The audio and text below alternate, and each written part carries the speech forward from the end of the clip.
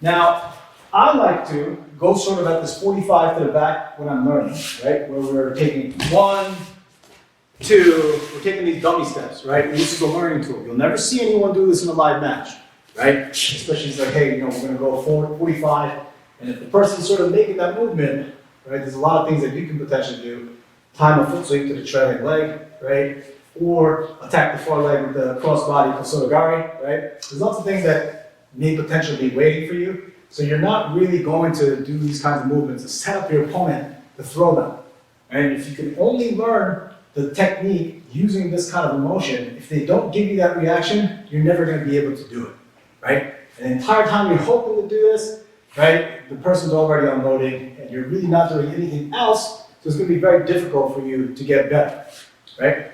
So you got to keep in mind, movements like this when we're learning is a learning tool to help you understand the movements, right? Then you can apply it to a live setting, and then you can say, oh, I get it now, because I fake here, the person reacts, now I go this direction, right? So, commonly, when I learned this, I made the mistake of going across, right? So I'm going to go 1, 2, and then go on Tomoe-Nage, but it's a very long distance from the back leg to the front leg. Okay? And it's very, very time consuming to be able to do. And by the time the leg gets there, unless you're insanely fast, it's going to be very, very difficult for you to get it. And of course, there's something to be said about attacking and timing. Attacking on 1, attacking on 2. Classically, if we look at right versus left Uchimata position, right? 1, 2, lifting and throwing Uchimata, right? Then you have a 2-step Uchimata, 1, 2, lift and Uchimata. And then sometimes you go just blasting it on 1, right? And there's something to be said about being able to stagger your timing, to throw your opponent off, because every time they think you're going to throw on 1, they react on 1. Every time they think you're going to throw on 2, they react on 2, right? This sort of a thing can be taken advantage of if you can read your opponent, right? Similarly with the Tomoe-Nage. So I'm not saying there's not a place for stepping across and then swinging that back leg.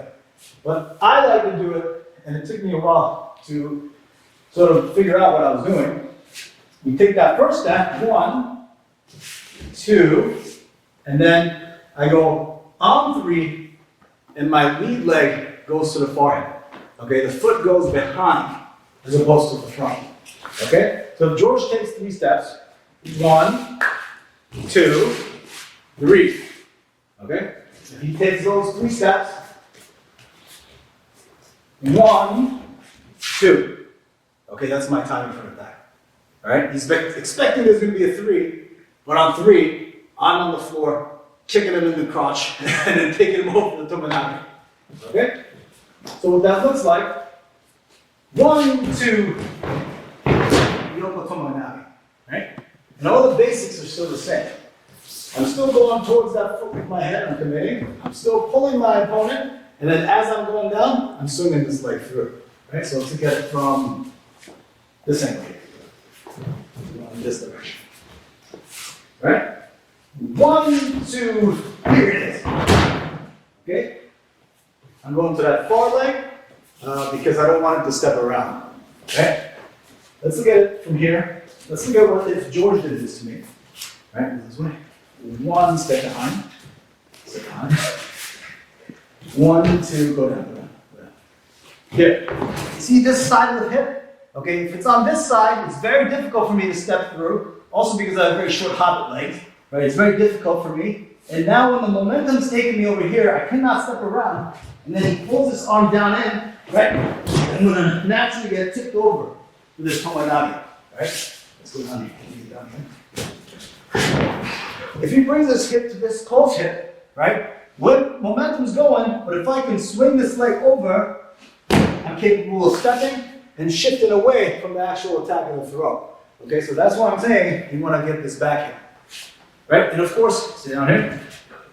If he goes to the far hip, and as I'm looking to step over, if you can use the support leg to connect his feet to the outside, it's very difficult. Yep, whoops. Right? And then you can finish the Tomoe-Nage in that way too. And we talked a little bit about the support leg in the previous segment. If you can apply some of those concepts of this Yoko Tomoe-Nage, it would be very, very useful. Right? So look at it one more time in a different angle.